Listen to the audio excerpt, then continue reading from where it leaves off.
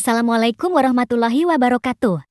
Sebelum menonton video ini, mari kita support channel ini dulu ya, dengan cara like, share, dan subscribe. Terima kasih.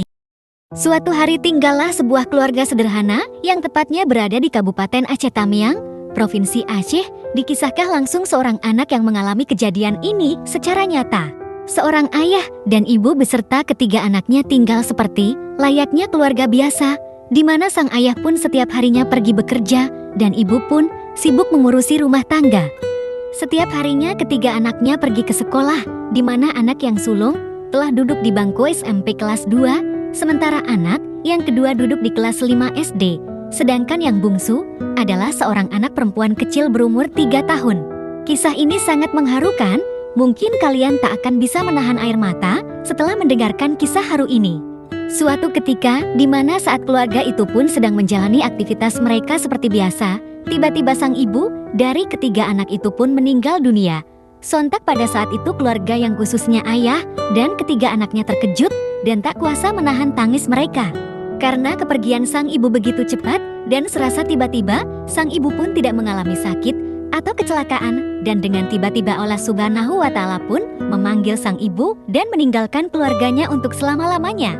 Setelah sang ibu meninggal, maka jenazahnya pun dimandikan, dikafankan, dan akhirnya dikuburkan. Ketiga anaknya pun menangis haru, terlebih lagi putri bungsu yang masih sangat kecil dan masih merindukan pelukan serta kasih sayang dari sang ibu.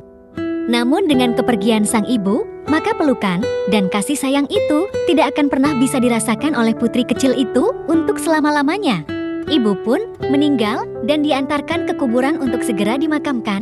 Setelah proses penguburan selesai, keluarga pun pulang ke rumah. Keesokan harinya, putri bungsu itu mengatakan kepada ayahnya tentang perihal mimpinya semalam. Ia pun mengatakan kepada ayahnya bahwa semalam ia bermimpi bertemu dengan almarhumah ibunya, dan ibu pun mengatakan, "Tolong keluarkan ibu nak dari kuburan ini." Mendengar putri bungsunya berbicara seperti itu, ayah pun mengatakan, "Sudahlah nak, ibu sudah tidak ada. Wajar jika engkau masih teringat-ingat," ungkap ayah kepada putri bungsunya. Anak itu pun terdiam. Keesokannya tepatnya di hari kedua setelah pemakam ibu, putri bungsu itu pun menyampaikan perihal mimpinya semalam kepada abang-abangnya. Ia mengatakan, "Abang, semalam adik bermimpi bahwa ibu minta dikeluarkan dari dalam kuburannya." Dan abangnya lalu bergegas menyampaikan perihal mimpi sang adik kepada ayah. Dan ayah pun mengatakan, "Sudahlah nak, adikmu itu masih sangat kecil, wajar saja dia sangat sedih sepeninggalan ibumu." Esokan harinya, tepatnya di hari ketiga setelah pemakaman ibunya, putri bungsu itu pun kembali memberitahu kepada ayahnya tentang perihal mimpinya bahwa almarhumah ibu benar-benar minta dikeluarkan dari dalam kuburnya. Putri bungsu itu pun menangis sejadi-jadinya dan tetap memaksa sang ayah untuk pergi ke kuburan dan mengeluarkan ibu dari kuburannya.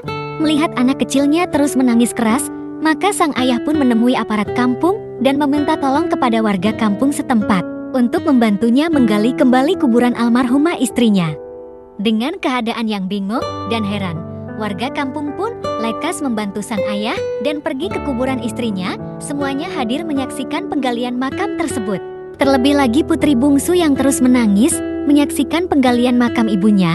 Setelah penggalian selesai, ternyata mimpi anak kecil itu pun benar dan nyata. Mengapa demikian? Karena para penggali kubur mendapati ibu itu dalam posisi setengah duduk atau seperti tengkurap.